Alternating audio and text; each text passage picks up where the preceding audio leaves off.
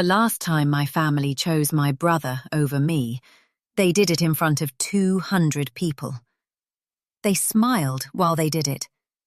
They clapped while they did it. And my mother even cried, not because she was ashamed, because she was proud.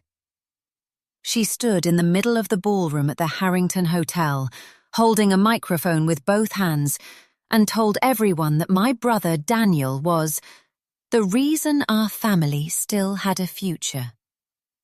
Then she looked directly at me, just for 1 second. Long enough for me to understand what was coming, short enough for everyone else to miss it. "And tonight," she said, her voice shaking with emotion, "we are making one final family decision." My father put his hand on Daniel's shoulder. Daniel lowered his eyes like a humble man accepting a burden he had secretly begged for. My sister-in-law smiled. My aunt whispered, "Finally." And I sat at table 12, next to the emergency exit, wearing the same black dress I had worn to my father's retirement dinner 5 years earlier. Nobody knew that the folder in my purse could destroy the entire room. Nobody knew that for the past 18 months, I had been collecting bank statements, emails, contracts, security footage, and one voicemail my father thought he had deleted.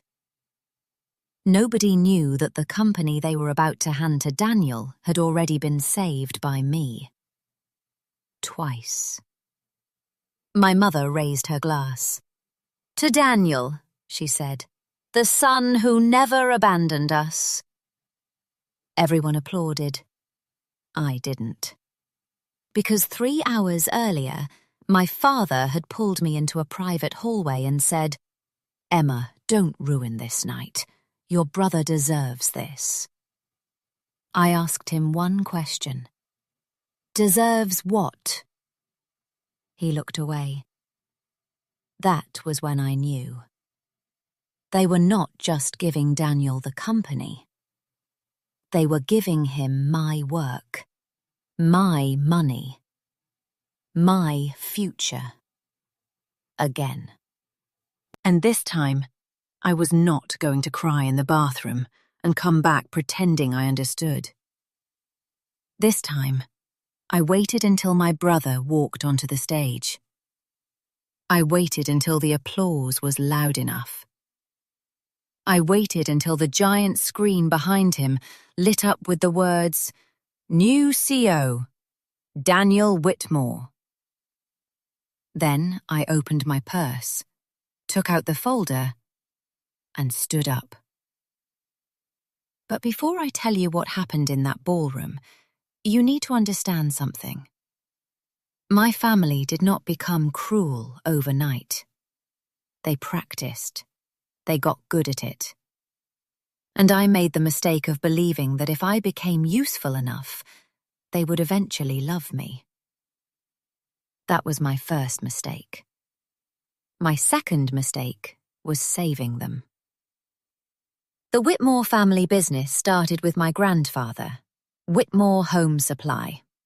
Nothing glamorous, nothing flashy.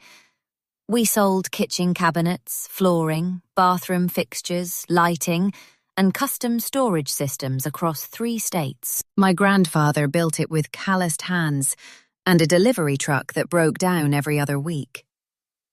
By the time my father took over, the company had grown into something respectable. Not huge, but solid. 37 employees, 2 warehouses, 4 showrooms. A name people trusted. My father liked to say, "This company is family." But what he meant was, this company belongs to the family member I choose. And he had chosen Daniel before either of us could spell our own names. Daniel was born first. That was his first achievement. My mother treated it like a miracle. My father treated it like proof. Daniel was the heir, the son, the future, the golden boy who smiled in Christmas photos while I stood next to him holding whatever he didn't want. I was born 3 years later. My mother told people I was unexpected. Not unwanted, never that, just unexpected. A softer word, a prettier knife. Growing up, Daniel's mistakes were signs of confidence. Mine were signs of attitude. When Daniel broke a window playing baseball in the living room, my father laughed and said, "That boy has power." When I spilled orange juice on the carpet, my mother said, "Emma, why can't you pay attention?" When Daniel failed algebra, they hired a tutor. When I got a B+ in chemistry, my father asked what happened to the A. At 12, I started helping at the store after school. Not because anyone asked, because I liked it. I liked the order of it, the invoices, the inventory lists, the way every number told a story if you knew how to read it. By 16, I knew which suppliers overcharged us, which products sat too long, which customers always paid late, and which showroom manager changed timesheets when nobody was looking. My father called it cute. Daniel called it playing office. But when the company's inventory system crashed during a holiday sale, I was the one who stayed until midnight with our old bookkeeper, Martha, reconstructing orders from paper receipts. Daniel went to a basketball game. My father praised him the next morning for keeping morale up. He told me I looked tired. That was our family in one scene.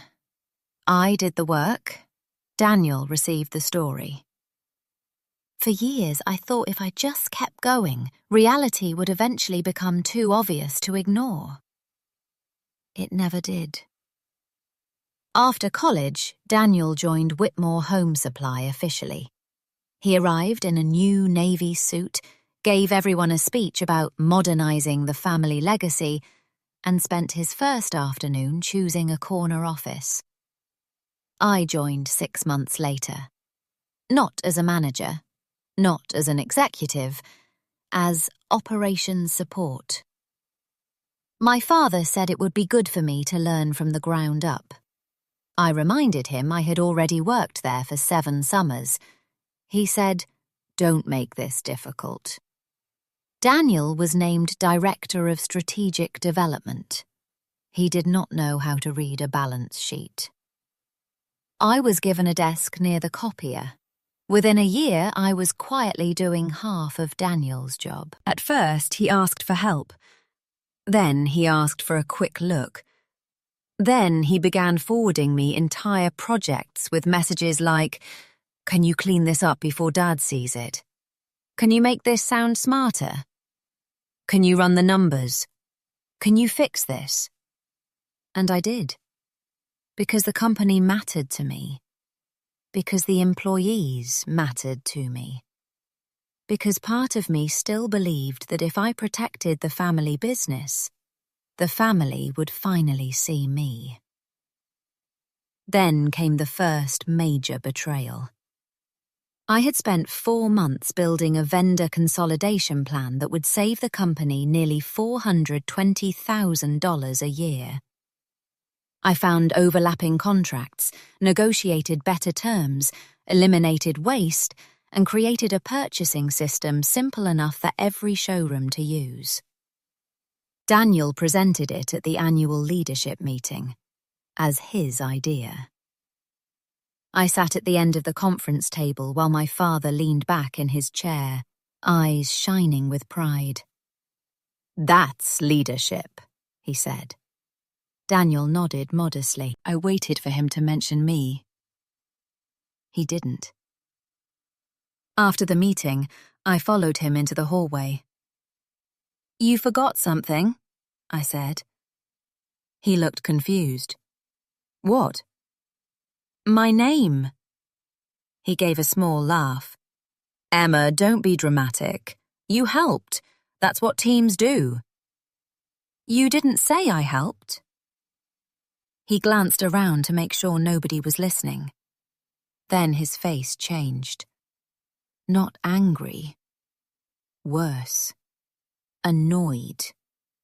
Look, he said, lowering his voice. Dad needs to believe I can handle this. Why do you always need credit? That sentence stayed with me for years.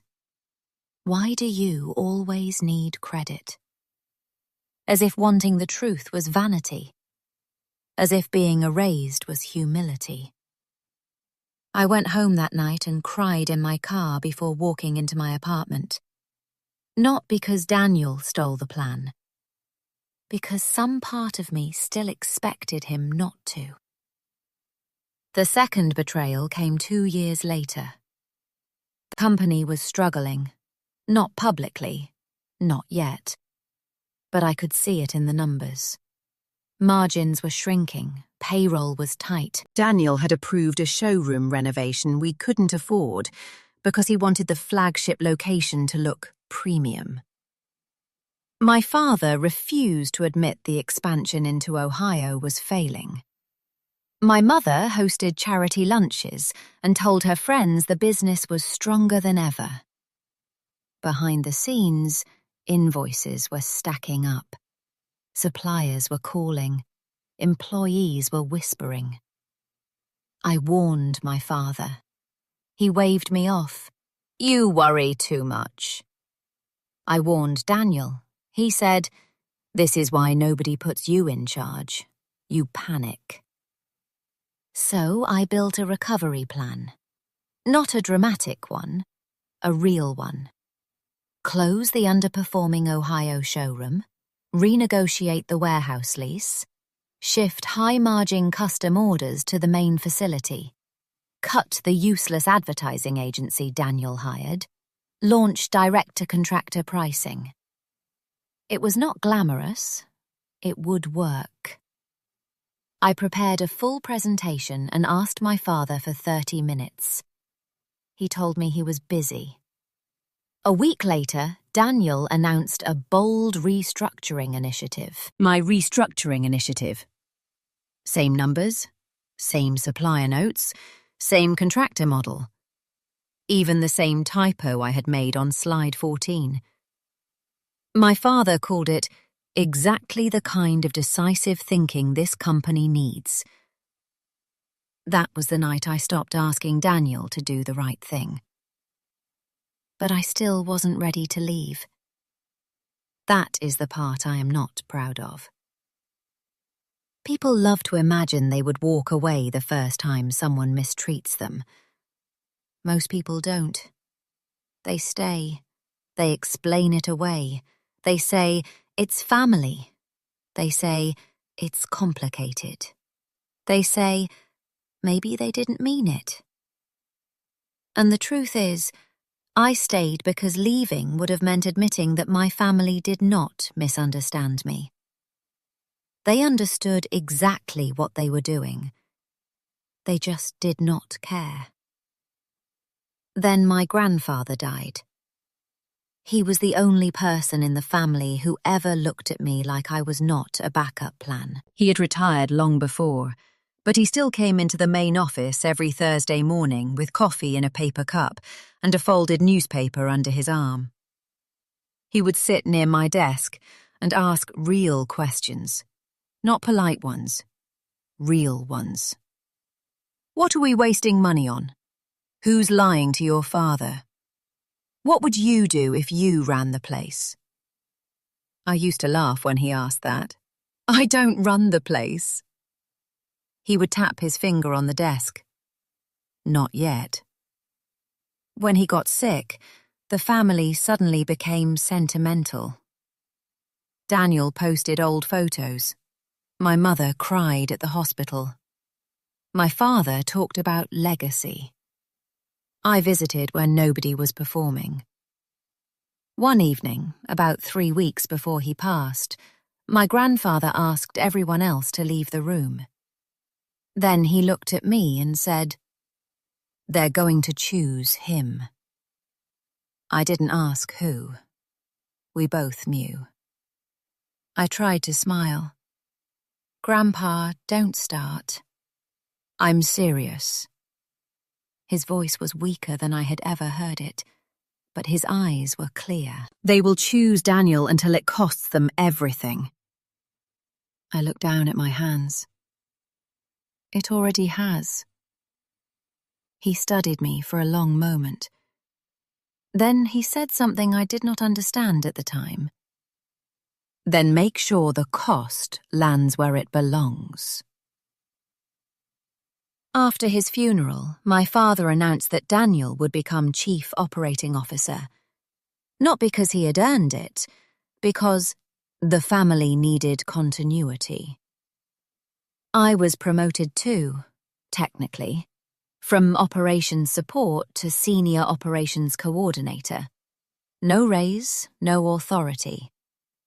But my mother told me to be grateful. At least your father is including you.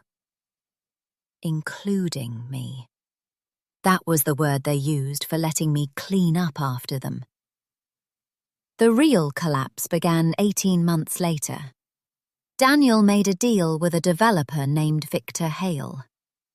Victor owned a chain of luxury apartment projects and promised Whitmore Home Supply exclusive contracts for cabinetry and fixtures in 6 new buildings.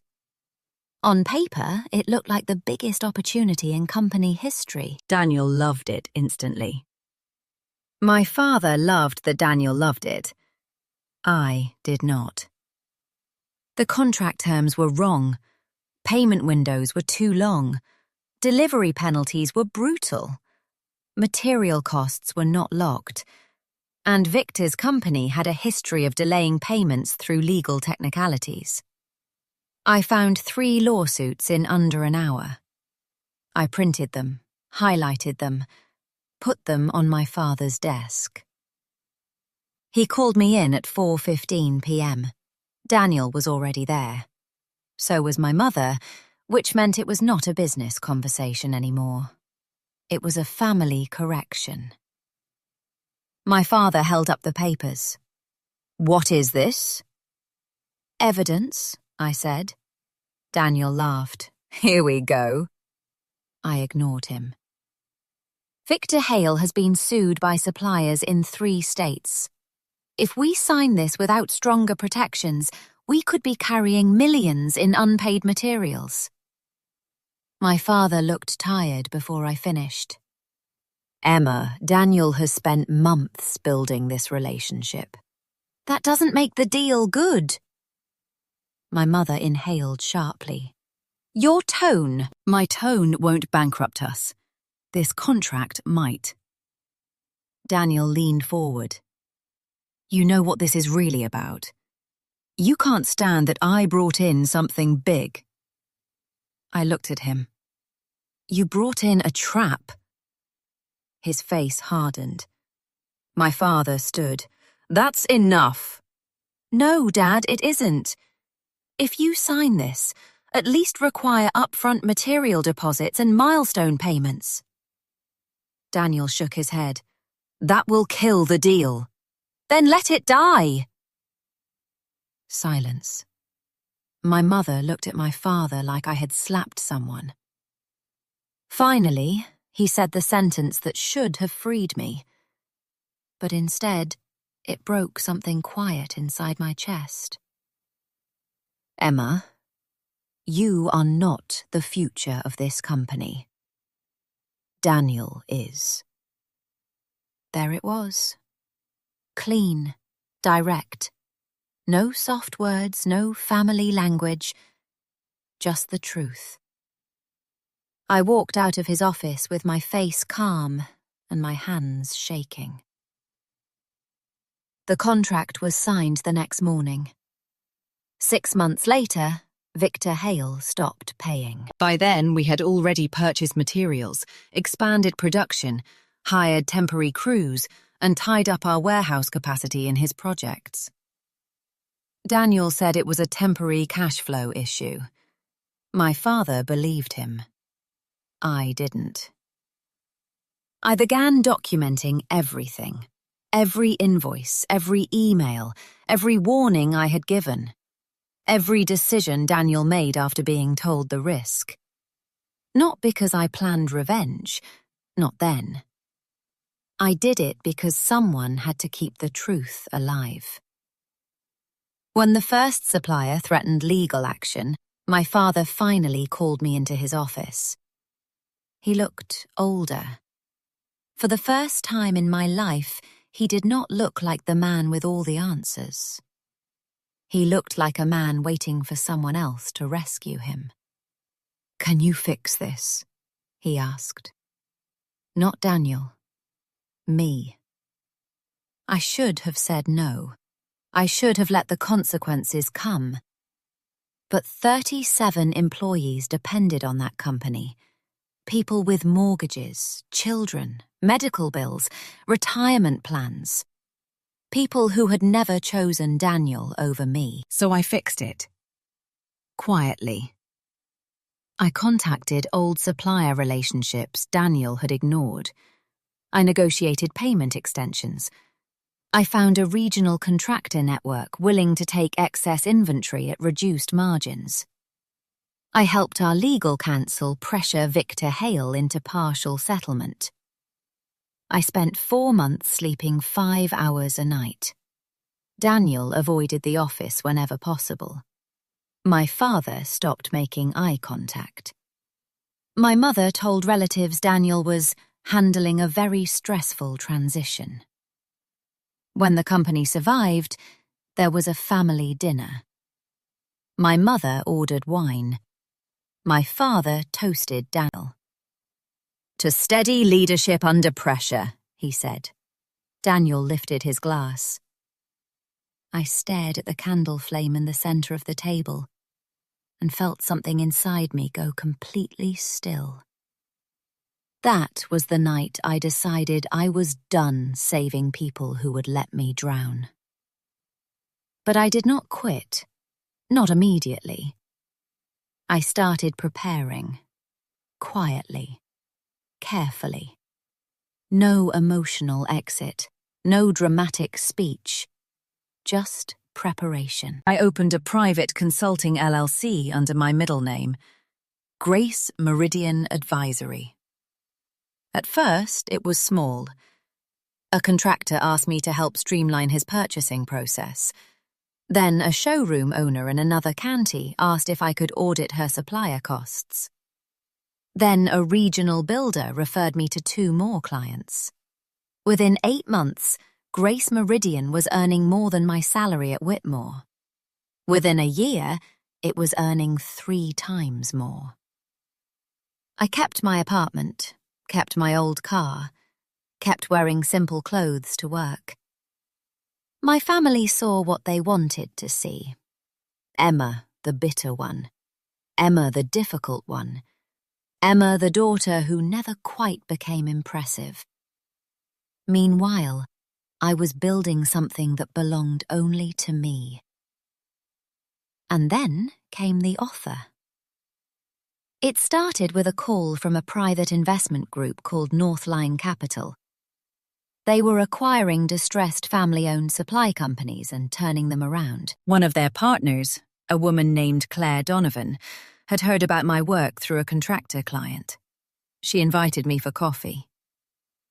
I almost didn't go. Not because I was afraid, because I knew the moment I sat down with her, my quiet little escape plan might become something bigger. Claire was in her late 40s, sharp-eyed, calm, and allergic to nonsense. She listened more than she spoke. After I explained what I did, she asked, "Why are you still at Whitmore?" I gave the polite answer, "Family business." She smiled slightly. "That's not an answer. That's a hostage note." I looked at her, and for the first time in years, I told someone the truth. Not all of it. Enough. Claire did not pity me. That made me trust her. She simply said, "People like your brother destroy companies because families confuse confidence with competence." I laughed once. It surprised me. Then she slid a folder across the table. Inside was a proposal. Northline was interested in acquiring struggling assets in our sector. Whitmore Home Supply was on their watch list. My body went cold. You want to buy my family's company? Not today, Claire said. But if the debt picture is what we think it is, someone will.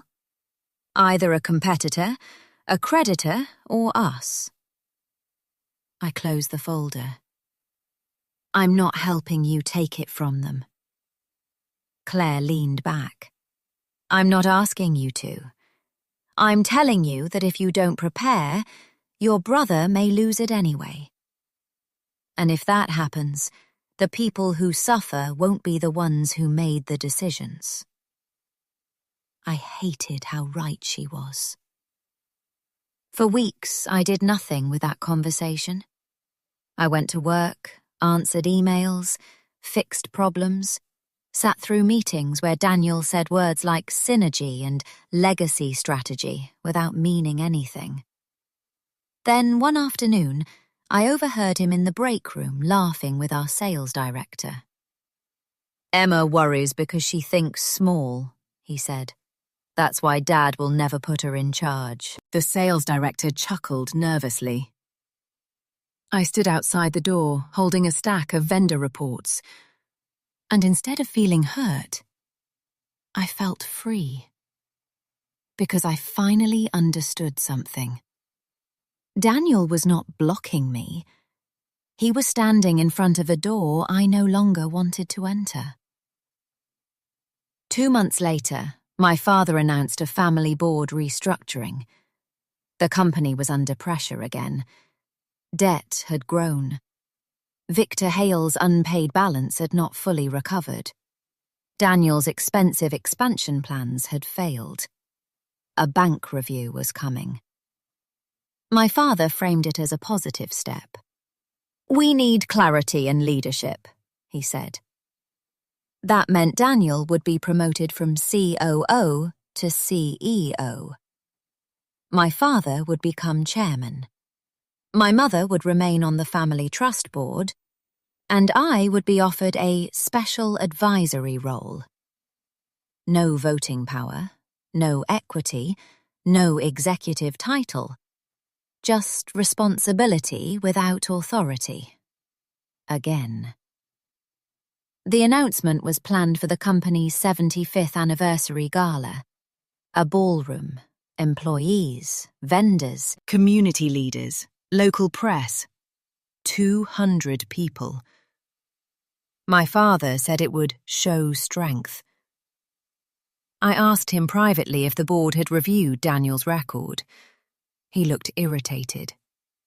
This is not the time. When is the time? When you can discuss your brother without resentment. There it was again. Resentment. Their favorite word for memory. I said, if Daniel becomes CEO, the bank will call the loan. My father's face darkened. You don't know that. Yes, I do. Because you think you know everything. No, because I read the documents you leave on the printer. He stared at me. I continued. The bank wants evidence of operational stability. Daniel's name does not give them that. My father stepped closer. You will not embarrass this family at the gala. I'm trying to protect it. No, he said. You are trying to punish your brother for being chosen. For being chosen. Not for being capable, not for being right, just chosen.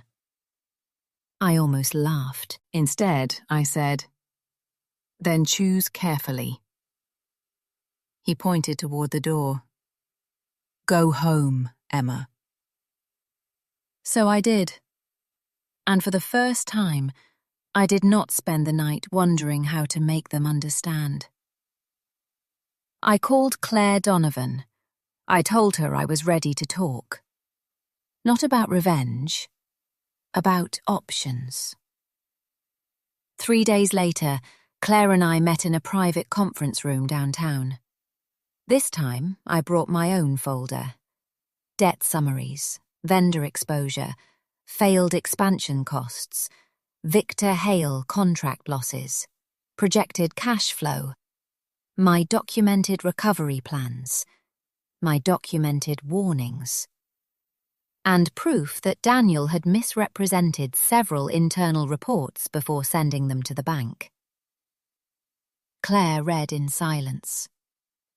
When she finished, she looked up at me. "This is not mismanagement," she said. "It's fraud-adjacent incompetence." That is a very lawyerly phrase. "It means he may not have intended to commit fraud," she said, "but he behaved like consequences were optional." I looked out the window. Below us, traffic moved in clean little lines. I wished people were that simple. Claire tapped the folder. "What do you want?" That question stopped me. For years, people had asked what I could fix, what I could handle, what I could sacrifice. Nobody had asked what I wanted. "I want the company to survive," I said. "And your family?" I swallowed. "I want them to stop using love as a contract I never agreed to sign." Claire nodded slowly. "Then we build leverage."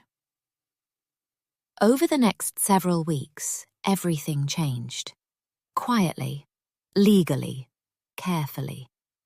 Northline began positioning itself to purchase a portion of Whitmore's debt through a secondary lender.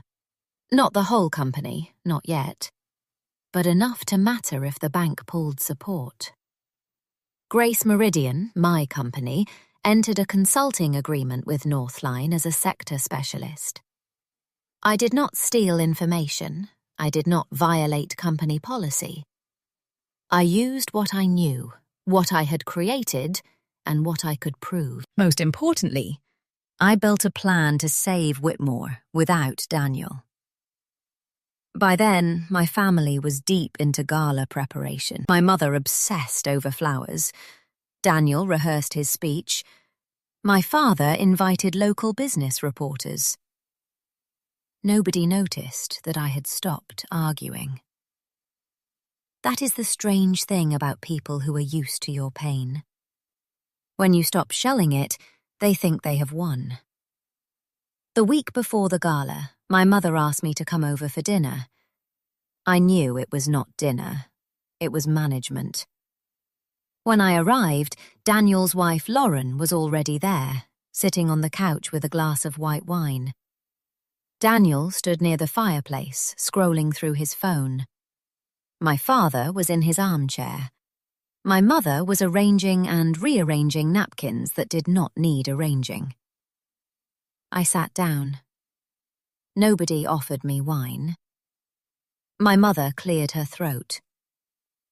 "Emma, we want Saturday to be peaceful." I smiled faintly. That sounds nice. Daniel looked up. "Don't do that." "Do what?" "Act like we don't all know you're upset." I looked at him for a moment. "I'm not upset."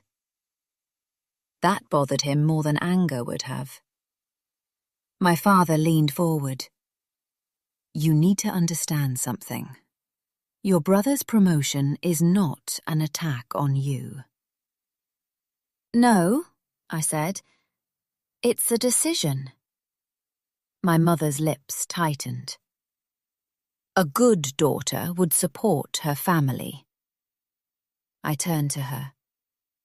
"A good family wouldn't need to keep reminding someone to be a good daughter." The room went quiet. Lauren looked into her wineglass. Daniel scoffed. "There it is." My father's voice dropped. "Enough." But I wasn't finished. Not this time. For once, I want one of you to say it plainly. My mother blinked. Say what? That Daniel could fail 10 times and still be called the future. I could save the company twice and still be called difficult. Daniel rolled his eyes. Oh my God. I looked at him. Am I wrong? He opened his mouth, closed it. My father stood. You are not going to poison this family with bitterness. I stood too. No, you already did that. I just stopped drinking it. My mother's hand flew to her chest, like I had wounded her. Maybe I had. Maybe that was the first honest thing I had done in years. My father pointed toward the door. If you cannot support your brother, don't come Saturday.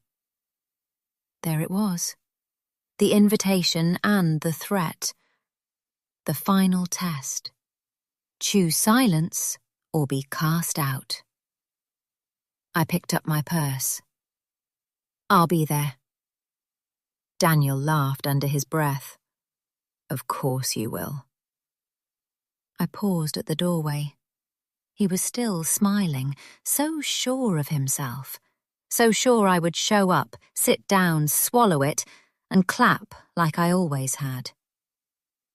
I looked at him and said, You really should update your speech. His smile faded. What's that supposed to mean? I didn't answer. I just left. Saturday came with rain. Not dramatic storm rain, cold, steady rain that turned the streets silver and made everyone rush from their cars into the Harrington Hotel lobby, holding jackets over their heads. The ballroom looked beautiful. My mother had good taste when money was involved. White flowers, gold lighting, old family photos displayed along one wall, a large screen behind the stage, round tables with cream linens, a string quartet near the entrance. There was even a framed photo of my grandfather near the podium. That almost made me leave. Not because I was afraid, because for 1 second I wondered if he would be disappointed in me. Then I remembered what he had said. Make sure the cost lands where it belongs. I arrived alone. My mother saw me from across the room. Her face tightened with relief and concern. Relief that I came, concern that I looked calm. She crossed the room quickly. You're late. I'm on time. The family photos already happened. I know. That one landed. Her eyes narrowed. Emma? Not tonight, I said softly. She studied my face. For once, she did not know what to do with me. Then someone called her name and she turned away. I found table 12. Emergency exit nearby. Clear view of the stage. Easy path out. Old habits die hard. The first hour was exactly what you would expect. People congratulated Daniel before anything had been announced. He accepted it with practiced modesty. My father moved from table to table, performing stability. My mother introduced Lauren as our future CEO's wife, twice before pretending it was an accident. Employees smiled too brightly. Vendors watched too carefully. The bank representative, Mr. Callahan, sat near the front. That mattered. Daniel didn't notice him. I did. So did Claire Donovan, who arrived at 7:18 p.m. in a charcoal suit and no expression. My father saw her. His face changed, just slightly. He knew who she was. Not well enough, but enough to worry. He came to my table 10 minutes later. Why is Claire Donovan here? I looked towards the stage. She was invited. By whom? Probably someone who understands business. His jaw tightened. Emma. I finally looked at him. Yes, if you do anything tonight. You'll what? He stopped. Because we both knew the answer. There was nothing left for him to take that I still wanted. Before he could respond, the lights dimmed. My mother stepped onto the stage. The room quieted. She smiled at everyone, then at Daniel, then at me. And the performance began. She spoke about legacy, sacrifice, family, how my grandfather had built something from nothing, how my father had protected it, how Daniel represented the next chapter. My name came up once, exactly once. We are grateful to everyone who has supported this company behind the scenes. Behind the scenes. That was my entire life, reduced to a polite phrase. Then my father joined her on stage. He looked emotional. Maybe he really was. That is what made it complicated. My father was not a monster. He loved the company. He loved the idea of family. He loved me in the way people love furniture that has always been in the room. But he loved Daniel like a legacy. And that love had made him blind. He took the microphone.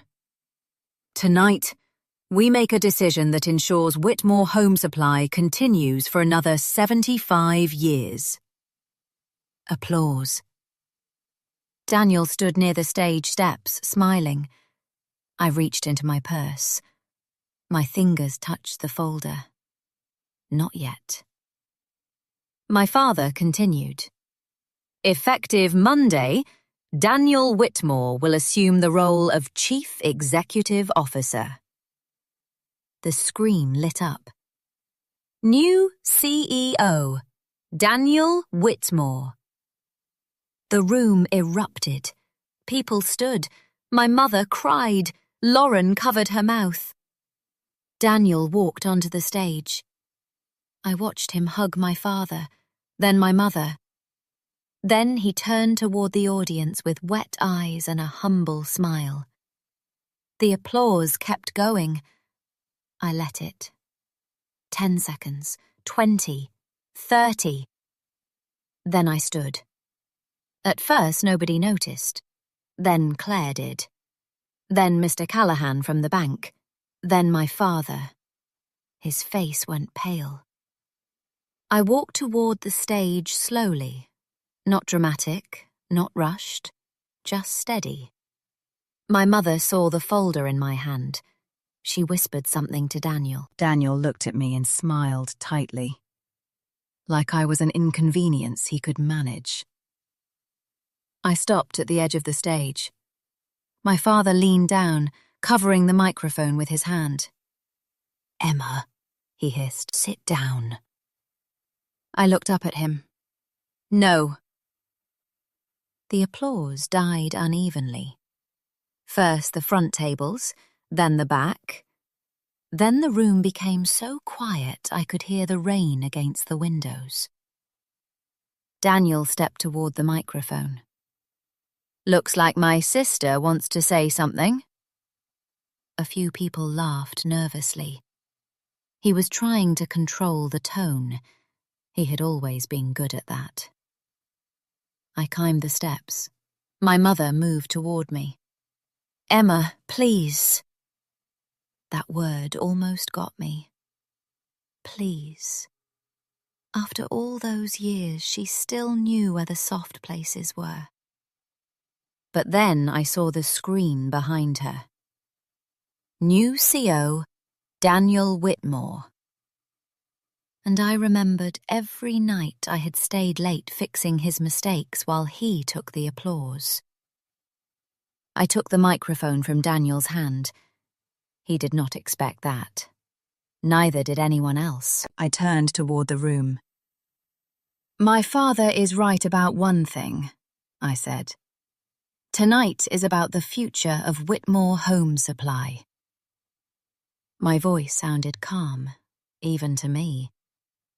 But before this family makes its final decision, everyone in this room deserves to know what that decision actually costs. Daniel laughed once. Emma, this is embarrassing. I looked at him. It will be.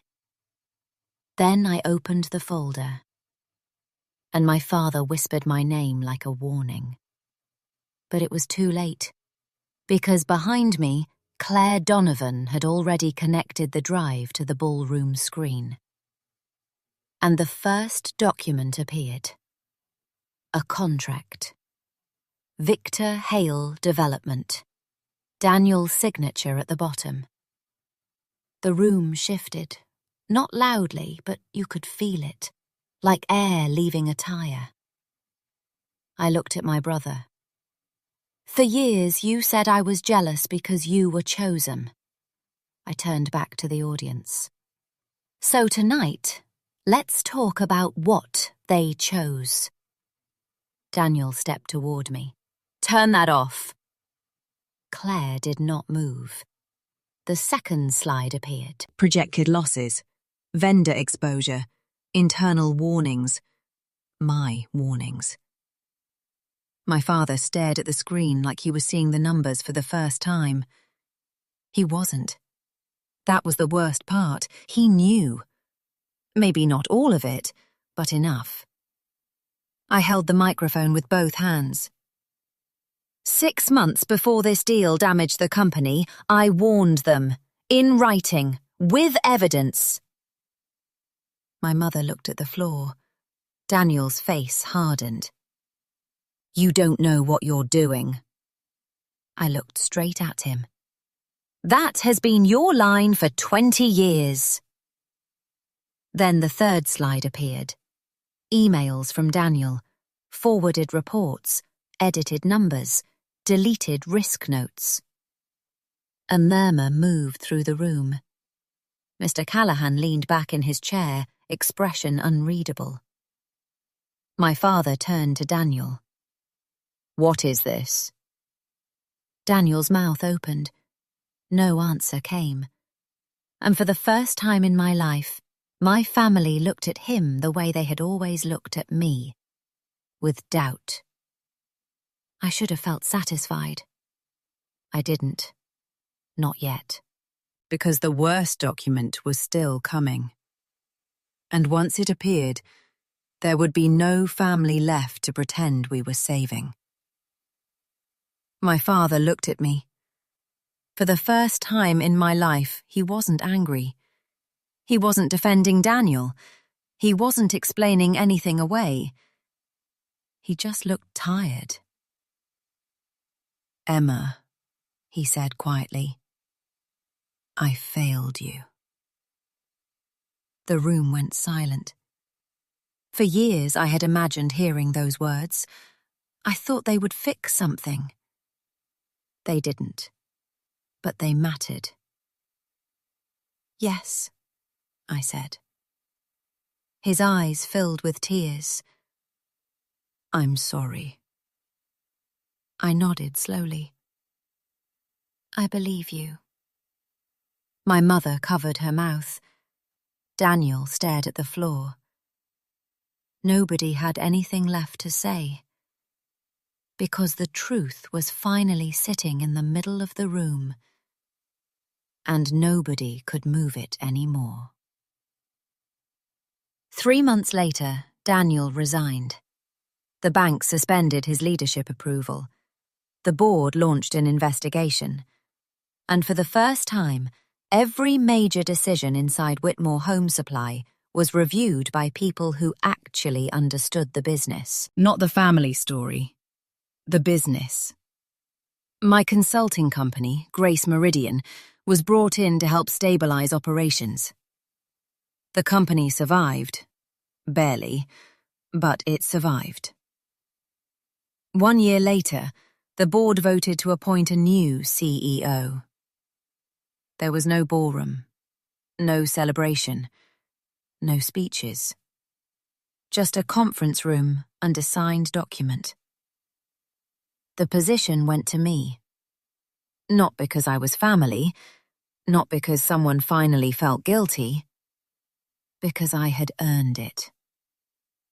After the meeting, I walked through the showroom alone, past the displays, past the offices, past the employees who had stayed through the hardest months.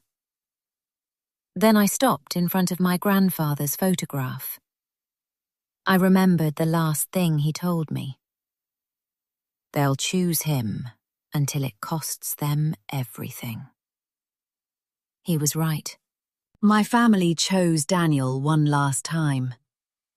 They chose comfort over truth, image over reality, the favorite child over the right one. And it became the most expensive decision they ever made. Not because I destroyed them, because they finally had to live with the consequences of their own choices. As for me, I stopped waiting to be chosen. And that changed everything.